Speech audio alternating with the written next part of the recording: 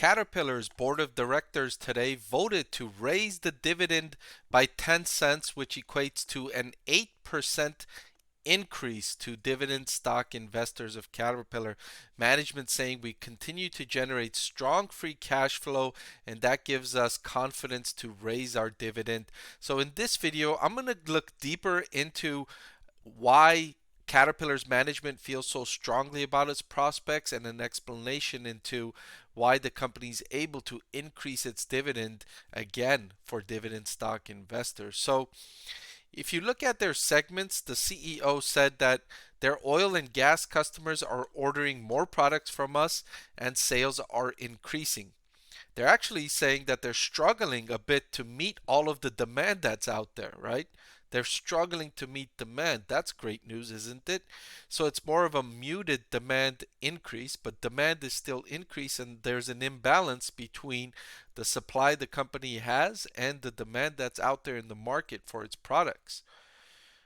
And they say the same story applies to their mining segment, which they anticipate more of a gradual increase in sales. Now remember, in the first quarter, sales grew by almost 20% for Caterpillar. Almost 20%. That's phenomenal for a company like Caterpillar. This company usually grows at less than double digits. Mid-single digits is like their long-term target. So right now they're growing at nearly 20%, and the management saying they continue to see a gradual increase in sales. So in other words, this great prospects that we've experienced over the last couple of quarters, we see that continuing. And of course, if you see that kind of results continuing, it gives you confidence to raise the dividend. So the good news is that the number of parked trucks is very low. And so the utilization of those trucks that are operating is very high, and the age of the Caterpillar trucks out there is relatively old. And if something is relatively old, that's good for Caterpillar's prospects, because either they need to be replaced or they need to be repaired. And so those three factors lead management to believe there's room to run even from this high level.